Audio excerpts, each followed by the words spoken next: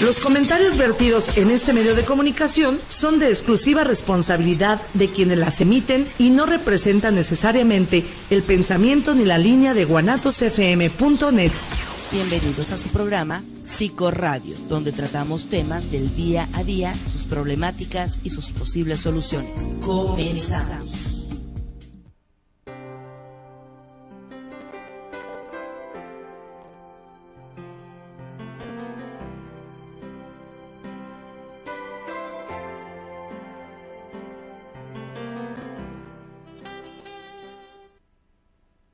Buenas tardes amigos, bienvenidos a su programa de Psicología Psicoradio. Como cada sábado es un gusto estar siempre con ustedes y hoy en día pues tenemos la presencia de un gran profesional.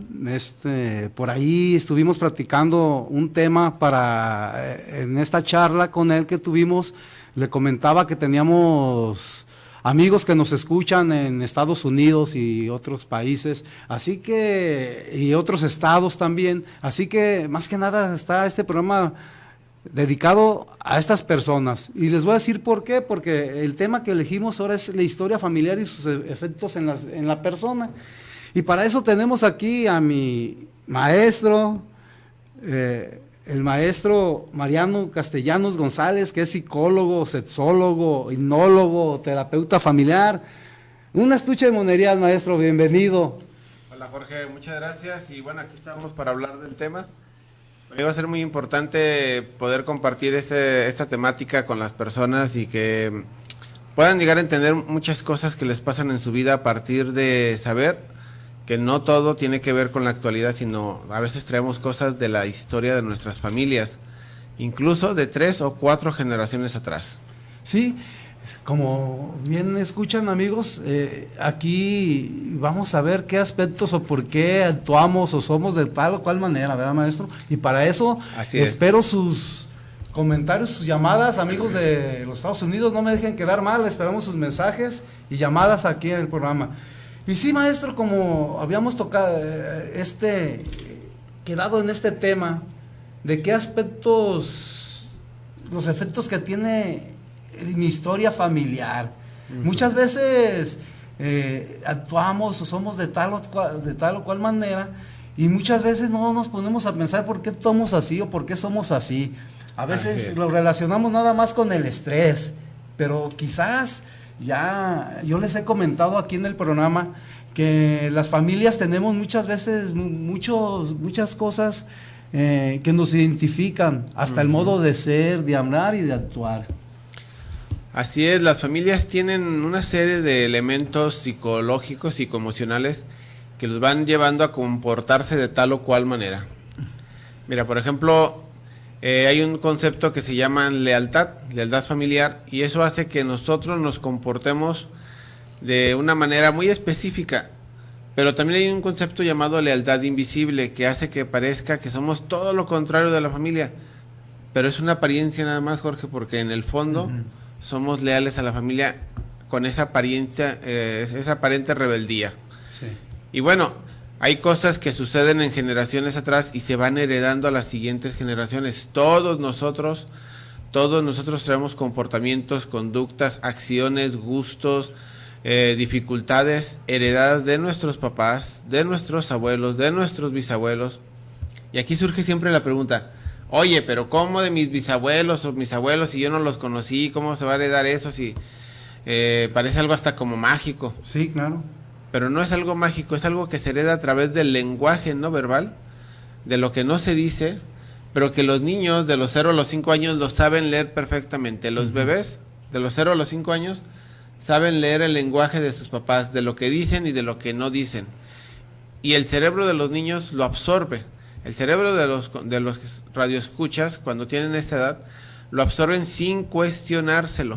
Y van formando una manera particular de ver la vida, de ver las cosas, de entender el mundo, y eso tiene que ver con la familia. Sí. Ya cuando llegan los 6, 7 años ya empezamos un poco más a cuestionar, pero antes de eso ya llevamos 4 o 5 años de entrenamiento familiar. Sí. Cosas que mi familia ha dicho y que no han dicho. Porque curiosamente la gente piensa, Jorge, que con guardar secretos, con que nadie diga nada de esto, que no se sepa, ¡pum!, ya se acabó. Mentira. también aquello que las familias intentan ocultar es algo que se replica de manera aleatoria. Por eso vamos a encontrar, por ejemplo, en familias donde hay una persona que es el sacerdote, por ejemplo, sí, y otro miembro que es todo lo contrario. O un sobrino o un nieto que es todo lo contrario, es lo peor de la familia. Vamos a encontrar que allá en aquellas familias donde hubo alguien que hizo daño, vamos a encontrar que hay otros que lo van a repercutir. sí. ¿Cómo es esto? Por ejemplo, mi abuelo se hizo millonario estafando gente, robando e incluso quizás hasta matando, ¿no? Sí. Y todos vamos, mis papás, pues disfrutando su dinero, pero yo resulta que empiezo a tener problemas de estafas, me roban cada rato, no tengo forma de manejar mi dinero y yo pienso que es la mala suerte, que nací con mala estrella. No, yo estoy pagando esa deuda que mi abuelo hizo. ¿Y por qué yo? Porque normalmente la persona que esté más vinculada emocionalmente a la familia es quien lo va a pagar. Y a veces son varios los que los pagan. Sí. Vamos a encontrar gente que les va mal. Que de repente, por ejemplo, encontramos señoras que abortaron frecuentemente y sus hijas o sus nietas no pueden tener hijos. También es un reflejo, es una situación heredada de la familia, de algo que no se resolvió, que fue el aborto, y el aborto es prácticamente la muerte. Sí. Y al no sanar ese duelo de un aborto provocado o inducido, pero este caso se da más en los provocados, entonces en una siguiente generación, a manera de saldar inconsciente es no teniendo hijos. Híjole, maestro, esto lo podemos pensar en nuestros amigos que nos escuchan, que es como la ley del con espada que mide serás medido. ¿Podemos relacionarlo a cosas esotéricas o...? No, o sea, bueno, más bien estas cosas las han relacionado a cosas esotéricas. Así es. Que el karma, que... Sí. Que cuestiones de equilibrio universal, pero no es así, es una cuestión humana. El ser humano busca, yo les explico mucho esto en las terapias cuando trabajo con la gente, Sí. que el ser humano necesita equilibrar la vida y necesita ir progresando y evolucionando. El ser humano, los seres humanos somos seres que estamos para ir creciendo, para ir desarrollándonos, para ir generando mejor bienestar, pero no hemos hecho eso. Uh-huh. Mientras menos avancemos emocionalmente, más involucionamos y más tonterías vamos cometiendo. Sí. ¿Qué sucede? ¿Por qué se va heredando? Te voy a poner un ejemplo muy típico, que es de los que más voy notando en el consultorio. Bueno, en el consultorio y en las terapias en línea, porque también trabajo mucho con terapias en línea. El abuso sexual. El abuso sexual parece algo intrascendente, pero te puedo decir que el 90% de la gente que me toca a mí trabajar en terapia ha pasado por un abuso sexual. Uh-huh. Y cuando vamos averiguando, la mamá o el papá también pasó por un abuso sexual. La abuelita también pasó por un abuso sexual. Como el abuso sexual, que es un tema muy fuerte, muy delicado, y no todos los psicólogos lo saben manejar porque es un tema sumamente especializado. Sí, claro.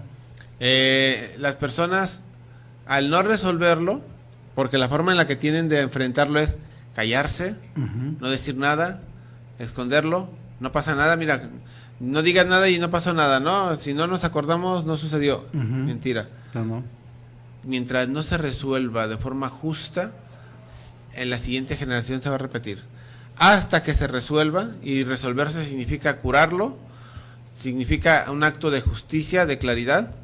Entonces en ese momento se rompe el ciclo. Este ciclo se conoce en psicología transgeneracional como cadena de retribución desplazada. ¿Qué significa la cadena de retribución desplazada?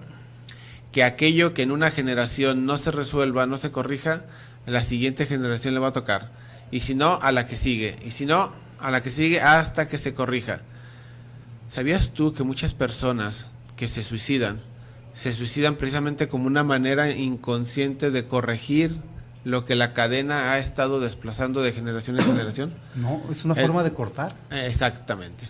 En el momento en que alguien se suicida ya cortó. Uh-huh. Pero corta el problema por el cual se suicidó, sin embargo ahora genera otro. Genera otro. Exacto. Oh. Entonces, bueno, Ahora te voy a decir, esto no es nuevo para en la humanidad, es nuevo para la psicología. Tendrá unos 60 años para acá que lo venimos trabajando. La psicología tiene 120 años, un poquito más en el panorama, pero tiene como unos 60 años este tema trabajándose. Pero las religiones y las culturas ya lo manejaban y ya sabían qué sucedía, porque ya lo habían observado cómo se replicaban cosas de generación en generación. Y de ahí es donde, como no había forma de explicarlo, como no había forma de entender por qué sucedía, cómo alguien que no había conocido al abuelo o al bisabuelo repercutía o replicaba una conducta, un comportamiento. Entonces empezaron a hablar de esas cosas esotéricas. No tienen nada que ver con el esoterismo. Todo tiene que ver con la historia que yo de niño aprendí, con el lenguaje de mis padres, con lo que me dijeron y con lo que no me dijeron.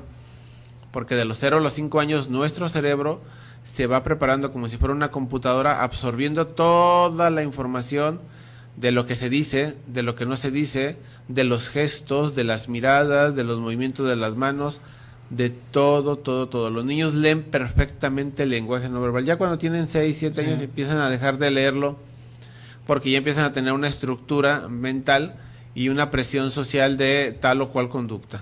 Maestro, ¿esto qué tiene que es el hecho que muchos psicólogos decimos que siguen patrones? ¿Tiene que ver algo? Sí, claro. Los patrones no solamente se siguen porque se ven, los patrones tienen un significado psicológico. Un niño puede ver que su papá es alcohólico, pero nunca falta a trabajar. Y ese niño se vuelve alcohólico y dicen, es alcohólico porque sirvió a su papá. Sí, pero es alcohólico y él sí falta a trabajar. ¿Por qué si vio los dos patrones, por qué solamente repite uno? Y alguien va a decir, porque es más cómodo. Sí. No es por comodidad. Los patrones se repiten, Jorge, por una situación psicológica que se necesita para la persona y para la familia. Voy a poner un ejemplo más. Es muy típico ponerle el nombre a los hijos sin darse cuenta que el nombre lleva una carga emocional. Sí. Por ejemplo, si yo le pongo el nombre a mi hijo y yo tengo una mala relación con mi pareja, en ese momento estoy condenando a mi hijo. Sí, si mi hijo se la lleva, si mi hijo está aliado a su mamá, mi hijo va a sufrir bastante, porque entonces, como una manera psicoemocional de reclamarme o de atacarme, va a hacer cosas negativas mías, pero no las positivas. Voy a poner un ejemplo que es muy típico, que me ocurre también mucho en los consultorios.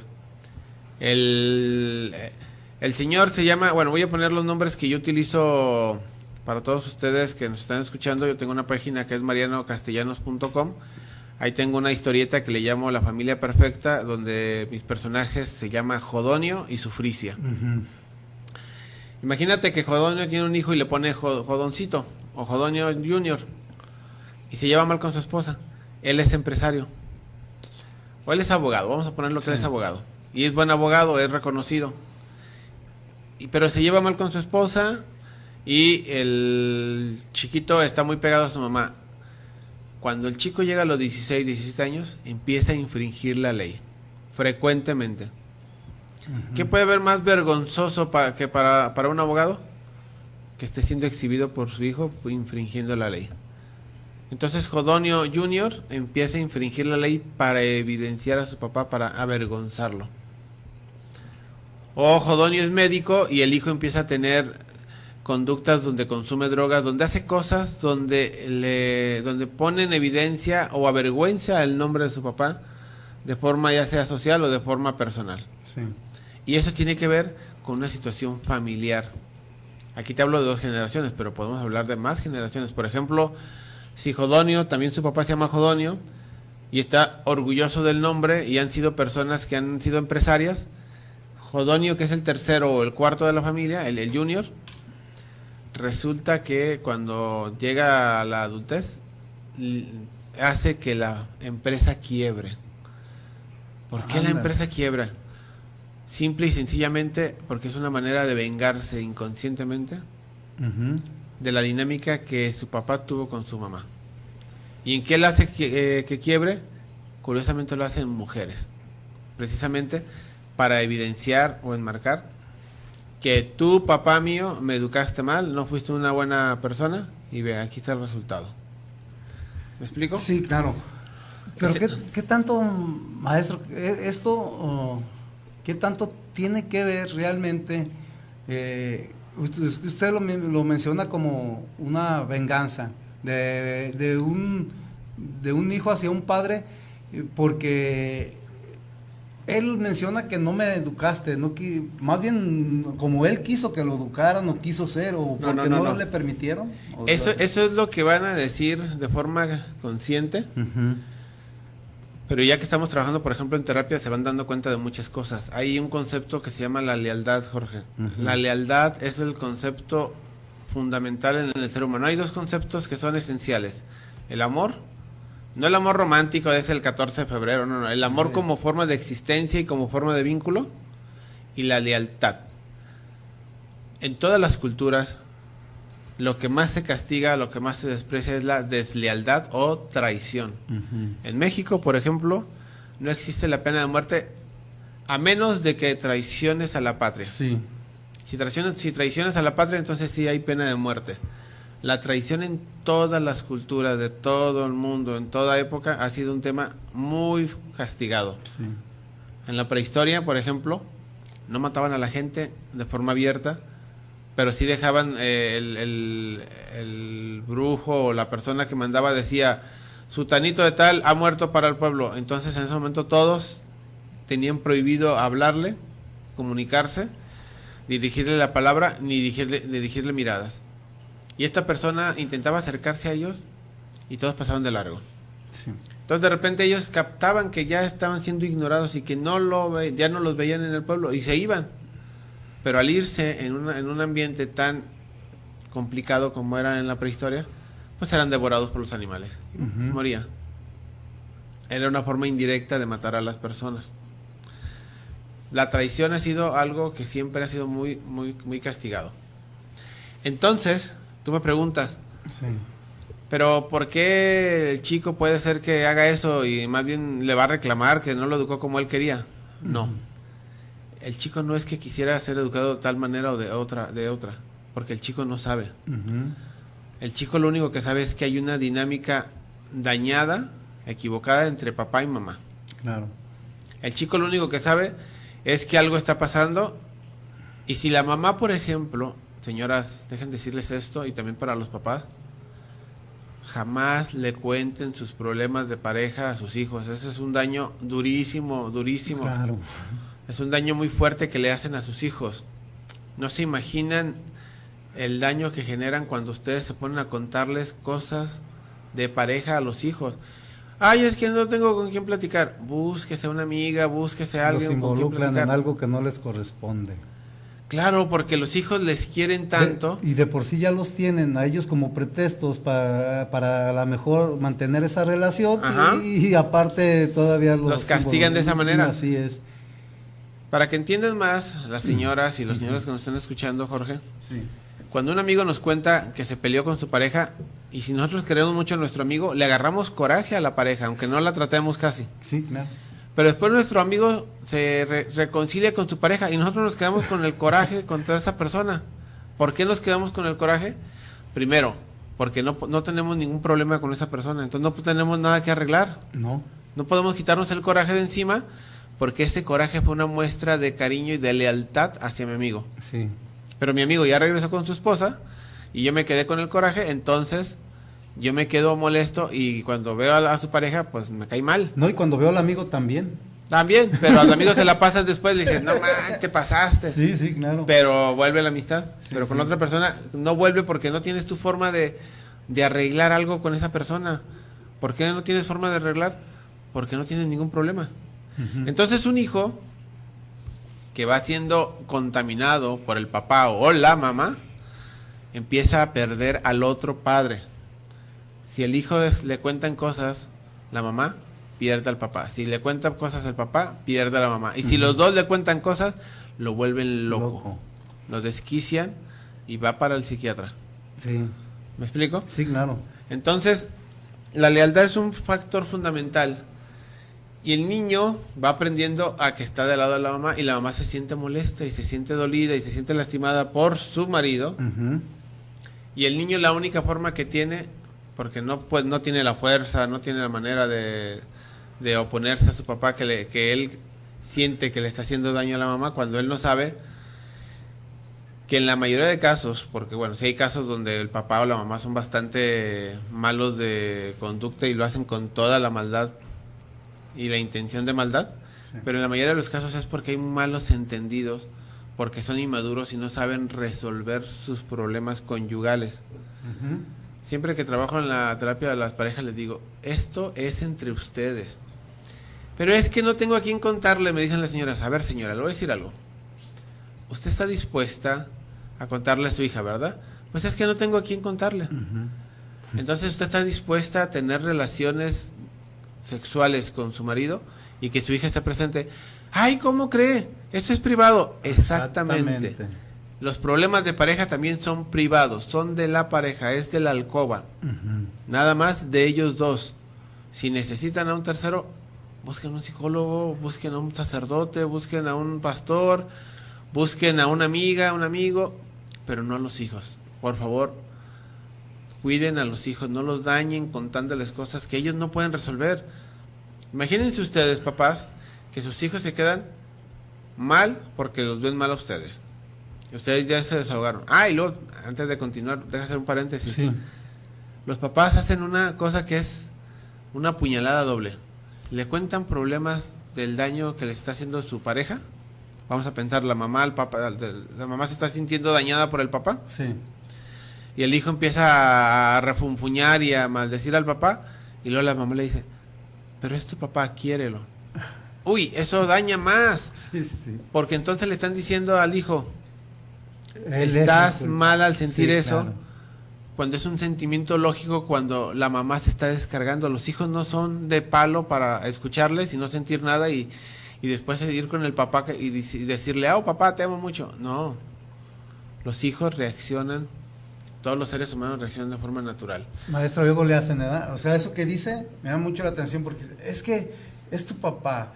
Le estás mandando el mensaje que sí es malo, que sí está actuando mal, pero que lo perdone, que esté con él. O sea, es un mensaje que les mandan. Es un mensaje muy duro que no es de palabras, sino es de acciones. Así es. Y entonces no se les haga raro que su hija se case con un hombre como su papá o peor, porque es un mandato que le ha pedido la mamá.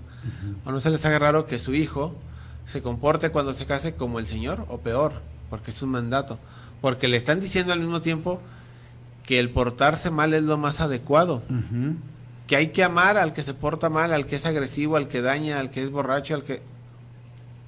Y entonces los hijos eso lo van captando aunque no lo entienden de forma lógica.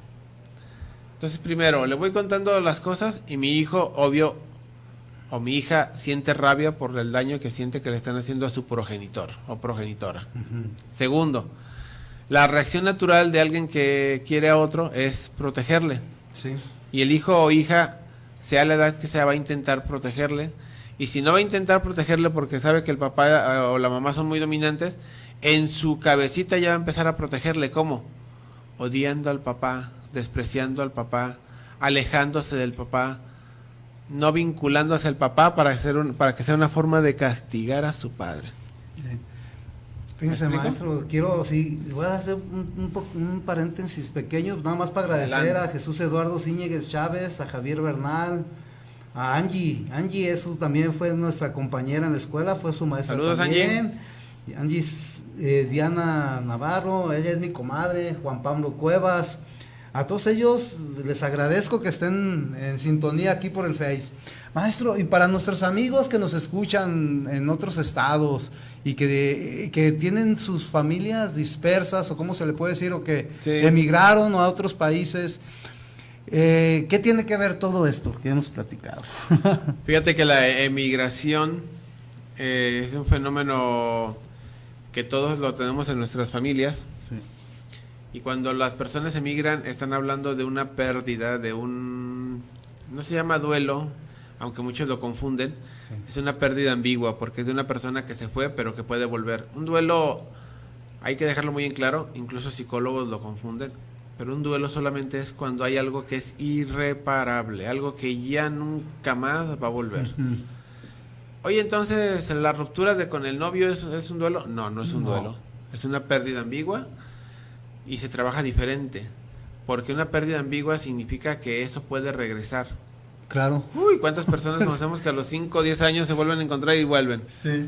Entonces no es un duelo. En cambio, un duelo es la muerte. Sí. De ahí no hay vuelta para atrás. Una amputación, no hay vuelta para atrás.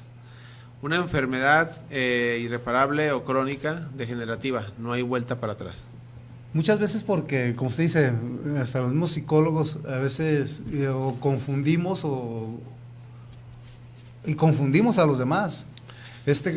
Diciendo, y precisamente son pérdidas, no Son duelos. pérdidas, exacto. Son pérdidas que a lo mejor lleva, no sé, las mismas situaciones del duelo, Muchas son parecidas. negación, o sea, pero realmente no es un duelo.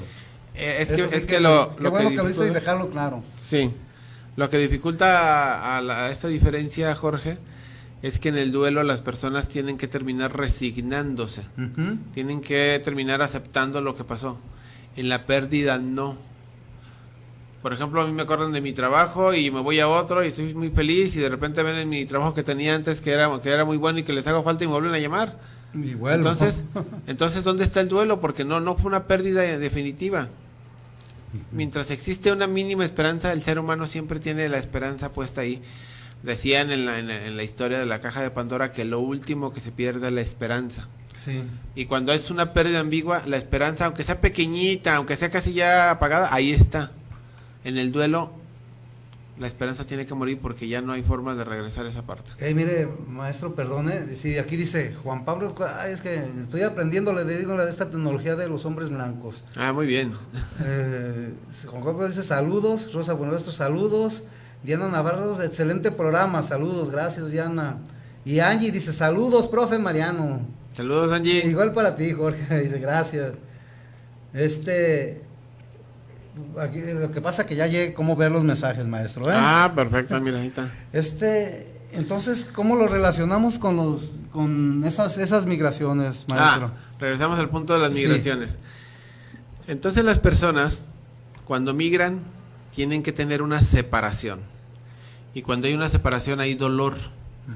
Dolor. Por eso todos nuestros hermanos que están en Estados Unidos siempre tienen ganas de regresar a su tierra, a su patria, aunque sean 10 días, 15 días. Ese regreso es decir, aquí estoy presente. Ese regreso es decir, soy parte de aquí, de esta tierra. Te cuento que Estados Unidos, bueno, prácticamente todos los países, pero más Estados Unidos, está hecho de inmigrantes, pero de inmigrantes que no echan raíz en Estados Unidos. Aunque se queden eso sus familias, no echan raíz, no hacen propiedad, no se sienten propios del lugar. Por eso los hijos de los migrantes y los nietos de los migrantes tienen tantos problemas, sobre todo problemas de adaptación social, porque no se sienten pertenecientes a. Esto ha provocado que Estados Unidos, a diferencia de todo el resto de los países, no genere una identidad, una cultura. México tiene una cultura, Bolivia tiene una cultura, Chile tiene una cultura, España tiene una cultura, y en todos los países está mezclado de inmigrantes también, de luchas, de revoluciones, etcétera, etcétera. El ser humano necesita sentirse perteneciente. Sí. Por eso el ser humano dice, yo soy de Jalisco, yo soy de México, yo soy de Rusia, yo soy de Suiza, Sí. porque necesitamos una pertenencia y una identidad, identificarnos. Toda la gente de Estados Unidos no siente raíces hacia Estados Unidos. Sí, muchos le agradecen porque les empieza a ir muy bien, muchos agradecen porque ya con esto ya sus familias de México o de otro lado ya no se mueren de hambre, Sí, claro. pero no echan raíz, siempre están con esa añoranza. La añoranza es un factor que está ahí presente todo el tiempo porque es un duelo, una pérdida, perdón, Sí. que está ahí presente. ¿Qué pasa? Físicamente ellos están en Estados Unidos, o en otro estado distinto al de origen, pero emocionalmente, Jorge, están en el lugar de origen. Sí, siguen en... Fíjese que yo también lo veo como una desintegración familiar, y se lo digo así porque muchos de mis parientes viven en Estados Unidos de parte de mi madre, de Zaguayo, Michoacán, que por cierto mando un saludo a mis tías, primas y todos ellos de allá, y se van y ya no vuelven. Ya no vuelven. Pero siempre siguen con su corazón aquí, precisamente eso que usted menciona, esa pertenencia la tienen ahí en su pueblo. Ellos siguen sintiendo, yo siento que todavía como que se siguen sintiendo como unos extraños allá, porque sus festejos que veo que hacen, todo esto, pues van muy relacionados a lo que es pues México. Claro. A su añoranza, a lo que extrañan. En Estados Unidos hay un festejo que para cualquier gringo y extranjero que no sea mexicano es extraño. Se festeja mucho el 5 de mayo. El 5 de mayo es un festejo mexicano por una batalla que hubo contra los franceses en Puebla en 1800 y tantos, 1850 y tantos, no recuerdo bien el número. Pero los mexicanos lo festejamos, y muchos de los mexicanos que se fueron vivieron en la época que el 5 de mayo se suspendían clases para festejar la batalla de Puebla. Y entonces ya en Estados Unidos es una tradición festejar el 5 de mayo. Incluso los estadounidenses lo festejan sin saber ni por qué. O por ejemplo en Las Vegas se festeja mucho el 16 de septiembre, que es la independencia de México. Y tiene un fenómeno impactante en Estados Unidos.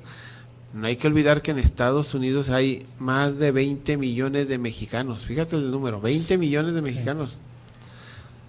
Es, después de México, el lugar donde más mexicanos hay. Y son prácticamente el 10% de los estadounidenses, de la gente que vive en Estados Unidos. Entonces, es una fuerza muy fuerte en Estados Unidos los mexicanos. Por eso dicen que poco a poco estamos recuperando los territorios que se perdieron. Sí. Pero bueno, es una fuerza importante para los Estados Unidos. Yo creo que muchos han visto la película de Un Día Sin Mexicanos. Y bueno, Estados Unidos se derrumbaría en su economía si no tuvieran a los mexicanos, que por desgracia muchos de nuestros compatriotas les tocan hacer trabajos duros y feos. Pues sí. Pero esos trabajos son parte fundamental y esencial para que lo demás siga funcionando. Fíjese, son duros y feos allá, y aquí a lo mejor pues no son tan duros ni feos. Aquí los vemos así, lo mal pagado. Por aquí tenemos un mensaje, gracias a Marco Castillo, que también nos está mirando, a Mónica Lomelí, que semana tras semana, Miguel dice de Didier de Desiderio, ay, no sé, ya es un poco raro, ¿verdad? Sí, es Didier, él es un enfermero, claro que lo ubico, y porque ahí nos hace como una pregunta, bueno, un saludo y un abrazo, excelente ser humano, ¿qué ejercicios podemos realizar nosotros los enfermeros después de tratar a tantos pacientes? Inconscientemente nos involucramos y llegamos a sentir un cariño con el paciente. Muchos llegan a morir y es cuando nos ataca el dolor. Claro, porque son seres humanos. Sin demostrarlo, solo tristeza en nuestro corazón, con mucho dolor. Es por eso que muchas personas dicen que somos fríos. Por cierto, un saludo a mi madre que vive en Estados Unidos. Pues a lo mejor sí lo relaciona a lo que estamos platicando, lo que es un duelo y una pérdida, ¿no, maestro? Y él nos pregunta que qué pueden hacer. Pues yo me voy a adelantar un poquito y usted después le contesta. Yo creo que como ser humano, que es él, pues tiene que sentir y lo va a seguir sintiendo. No es una cosa, es un ser humano que vas a seguir sintiendo. Aquí como que tú quieres quitarte esa angustia que te da, esa tristeza. Yo creo que hay que convertirla, ¿no, maestro? Más que olvidarla y decir, ya, esta persona que murió ya ni me acuerdo. Exacto. Sí, esa parte es muy importante la que estás mencionando, Jorge, para Didier y todas las personas que pasan esto. Efectivamente se vuelven fríos por todo el dolor que han estado viviendo y pasando, y lo hacen como una forma de sobrevivencia, no es porque se vuelvan personas malas. Y efectivamente tienen que transformar ese dolor. No lo van a poder evitar. Si lo intentan evitar, solamente se van volviendo duros hacia sí mismos. Claro. El dolor, que mucha gente le tiene miedo al dolor, Jorge. El dolor ante una pérdida, ante una muerte, es una manera del ser humano de reconocer, de decir, te quise, te amé, te quise mamá, te quise papá, te quise hijo, o te quiero hijo, te quiero tierra que te estoy dejando, te quiero. Lo que nos genera ese dolor es un reconocimiento del amor que hay hacia ese ser o esa situación que estamos perdiendo. Entonces, ese no es problema. El tener el dolor es algo perfectamente lógico y hasta sano, porque nos está diciendo seguimos siendo seres humanos. Aquí el tema es la transformación de ese dolor. Yo le recomiendo mucho a los enfermeros y enfermeras que estén viviendo esas circunstancias y que les toque frecuentemente vivir con dinámicas donde mueren sus pacientes, que siempre transformen ese dolor en un homenaje hacia esa persona. No sé, llevarle una flor a su tumba, incluso a lo mejor acudir al sepelio o algo, porque aunque se dice que no tenemos que involucrarnos, ya nos estamos involucrando. Sí. No hay forma de que el ser humano se mantenga al margen. El ser humano no es un robot, no es de piedra, y el sentir es lo que nos hace seguir siendo seres humanos. A veces hay personas que van dictando ciertas conductas de forma irracional. No, bueno, es que tú eres enfermero y no debes de vincularte ni involucrarte con tus pacientes porque vas a sufrir. Entonces, ¿cómo quiere que sea sordomudo y ciego a todo y ni me dé cuenta y que no me relacione y no platique y nada? No se puede. ¿Quieren que me haga insensible a su dolor? No se puede. En cambio, cada vez que hay una pérdida, que hay un dolor, yo hago un acto de homenaje hacia ese ser con el que tuve el dolor. Y esto no solamente para los enfermeros, Jorge, es en general. Por ejemplo, a mí me duele cada vez que salgo de un año de la escuela porque siento que pierdo a mis amigos. Yo puedo, el día que vamos a salir de clases, llevarles un dulce a mis compañeros, que eso es un homenaje, es una forma de decirles yo los quiero también. Sí. Y entonces esa separación no me va a generar tanto dolor. Sí, de hecho, eso que dice maestro, pues sí, es muy cierto. Y muchas veces, a lo mejor no tanto físicamente llevarle la flor, pero ya el reconocimiento que él mismo está mencionando desde ahorita, de estarlo expresando, desde ahí ya es un reconocimiento, ¿no? Sí. Hacia todo eso se mire. Adriana Camacho también nos está mirando por Saludos, aquí. Adriana. Aquí vamos a tenerla de invitada. Pues mire, maestro, antes de que se nos vaya el tiempo, deje leer unos mensajes que tenemos. Sí, a ver si hay alguna pregunta, si no seguimos con el tema de la historia familiar. Dice José Carlos Galicia, saludos a Psicoradio y a su gran invitado. Gracias, José Carlos Galicia. Miguel Flores, saludos, aquí estamos presentes como semana a semana. Pues gracias, Miguel Flores. Martín Gómez, saludos a este gran programa de Psicoradio, aquí presentes como cada sábado. Pues gracias por seguirnos.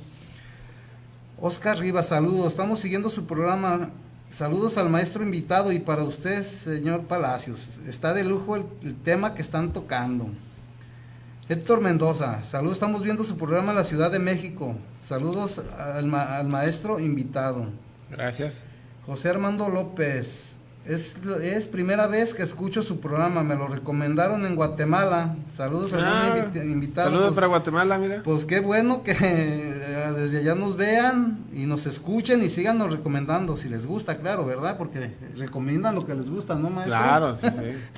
Enrique Ávila, ¿es cierto que los hijos repiten patrones? Bueno, eso ya habíamos hablado de algo de eso. Sí, y ahorita voy a explicar un poco por qué repiten patrones, porque no se repiten nada más por nomás, ¿eh? Tienen una lógica psicológica los patrones, no es que eso es lo que vieron, no, los hijos ven miles de cosas, pero no repiten todo. Fabiola Ávila, saludos, escucho su programa aquí en el Fraccionamiento Revolución. Gracias, Fabiola. Familia García, saludos desde Anchorage, Alaska. Una felicitación por su programa y sobre todo el tema que están tocando. Pues gracias a esa familia García por aquí desde que empezamos ya casi un año. Eran fans de Luis Romero. Mira, saludos. Josefina González, saludos a Psicoradio. Estamos escuchando su programa en la colonia Santa Elena Alcalde. Una felicitación por su programa. Saludos al gran maestro, así me le ponen, ¿eh? Gracias. Pues sí, maestro, pues sigamos con el tema, después de agradeciendo y sigan mandando sus mensajes, todavía alcanzan, ¿eh?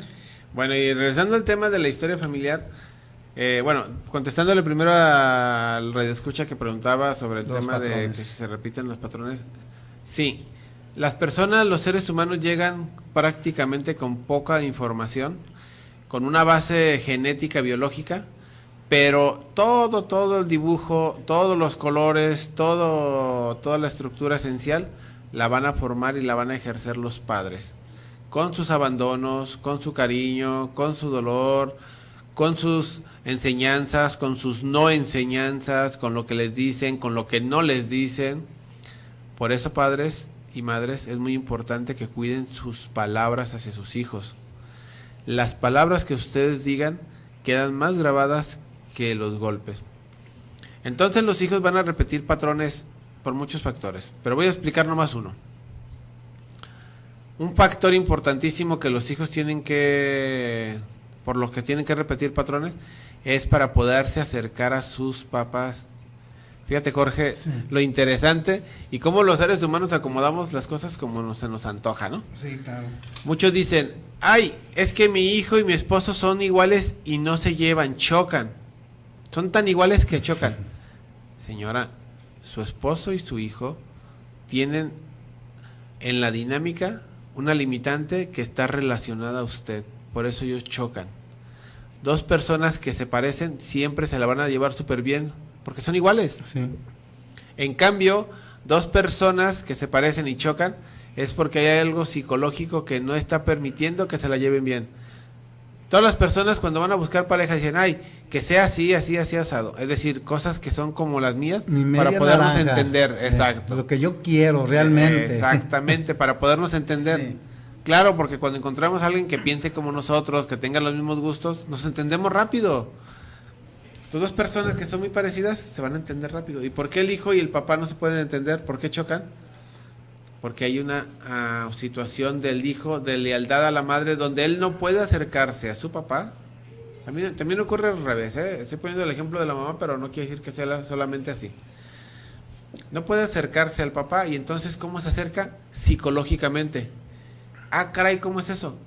El chico empieza a parecerse al papá para acercarse. Es decir, el chico por un lado se la lleva muy bien con la mamá y por otro lado, de forma disfrazada, se acerca al papá pareciéndose. Cuando él se empieza a parecer al papá, ya empieza a acercarse psicoemocionalmente, aunque no se la lleve bien, pero se acerca, se siente identificado porque somos como iguales.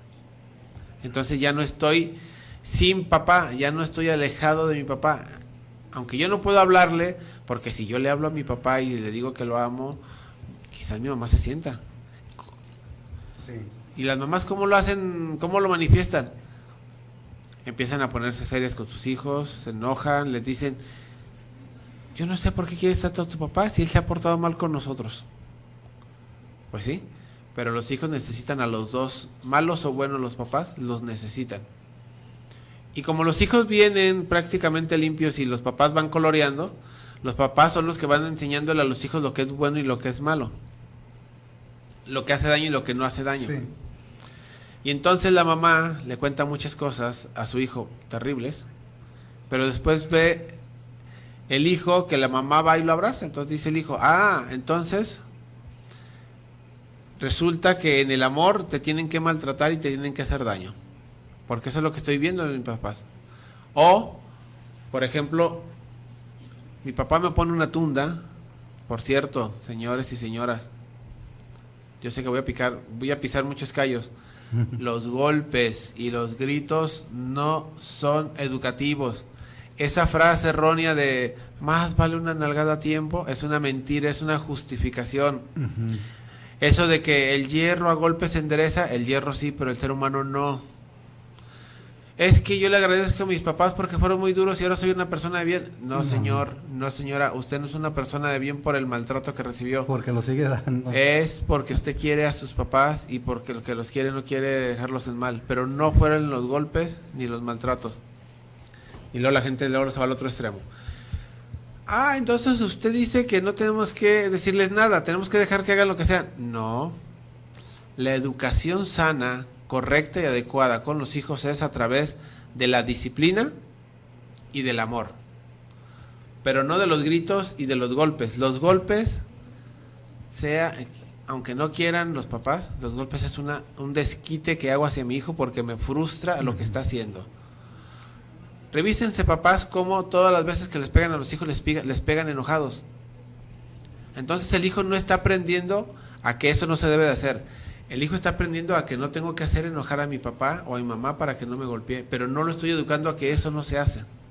Maestro, yo les he comentado aquí que muchos dicen, es que me decepcionó, y es que, pues, no sé, no te decepcionó él, te estás decepcionando tú de lo que tú pusiste, de tus añoranzas, Exacto, de lo que tú pusiste en ellos, o sea, de toda la carga que tú le estás poniendo. Realmente, no.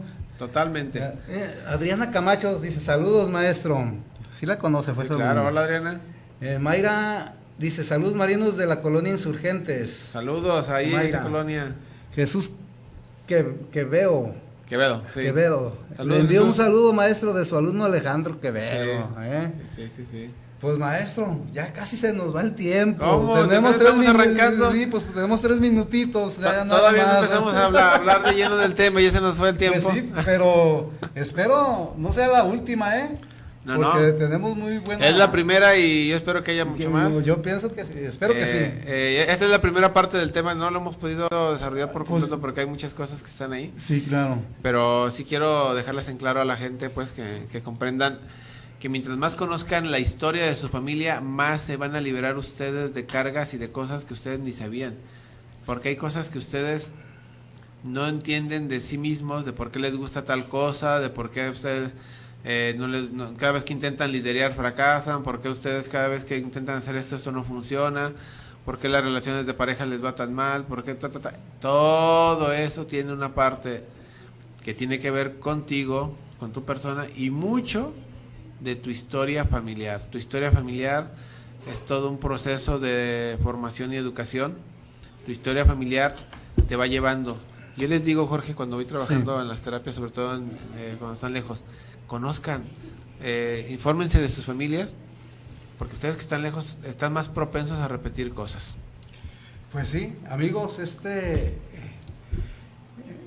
efectivamente, aquí cuando empezamos a invitar al maestro, y muchas gracias por haber aceptado la invitación, y de veras espero que no sea la última y lo estoy comprometiendo en público. Yo estoy puestísimo, yo... Comentábamos precisamente de esto, de que tomamos este tema de cómo influye la historia de la familia en la persona. Sí.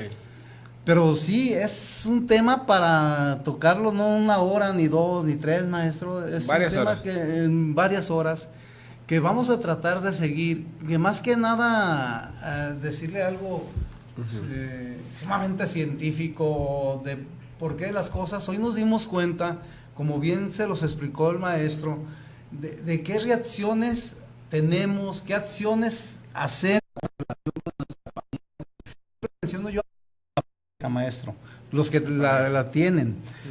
Y la familia siempre la menciono yo como los pilares, pues son los pilares de la sociedad. Pero de ahí, cuando hay una buena y sana relación en una familia, creo que eso se refleja hacia afuera. Entonces, por Totalmente. eso hay que siempre trabajar con la familia. Y pues no me resta más que invitarlos el próximo sábado a las 3 de la tarde con otro invitado. No recuerdo el nombre, pero va a estar un doctor que nos habló de biodecodificación. Y él va a estar la próxima, dentro de 15 días, porque la próxima semana tenemos programa grabado, que por aquí se lo vamos a dejar con el ingeniero. Y maestro, me gustaría que antes de irnos diera su número de contacto, por favor, para si lo quieren tener alguna consulta, claro que sí, mire, asesoría con usted. Si me buscan en Facebook como Mariano Castellanos González, ahí pueden contactarme. También en Twitter es @T de Tito y F de familia _Mariano, esa es otra cuenta que me pueden encontrar. Sí. O mi celular es 3331 86 24 57. Recuerden, amigos de Estados Unidos, que a partir del 3 de agosto ya no se va a tener que poner el 1. Ya se va a quitar el 1 a los celulares. Ya va a ser más 52 33 31 86 24 57. Cualquier duda o pregunta que quieran hacerme también me pueden escribir por WhatsApp o en el Facebook. Está la página de Facebook, o también tengo la página web que es marianocastellanosgonzalez.com, todo así pegadito.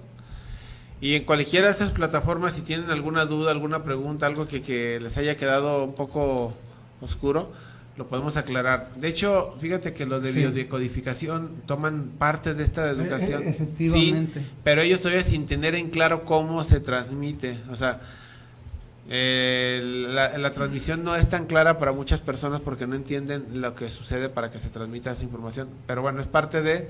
El ser humano es un ser muy complejo que todavía nos falta mucho por conocer, por entender, y ahí vamos poco a poco. Saludos a todos, muchísimas gracias por escucharnos y espero en una próxima ocasión que continuemos con el tema, lo vayamos desglosando porque hay mucha tela todavía donde cortar. Dice el último mensaje que nos llega, dice Julio Contreras, saludos al invitado, aquí estamos escuchando su programa, saludos al maestro y para usted, doctor Palacio. Bueno, soy psicólogo, pero qué bueno que ya soy doctor. Bueno, también por aquí, si tienen en el teléfono de la estación, pueden contactarnos para algún tipo de consulta aquí que nos hace el favor el ingeniero Israel Trejo de ayudarnos con esto. Y como siempre les digo, nos vemos el próximo sábado y que sean felices. Nos vemos. Muchas gracias. Hasta luego.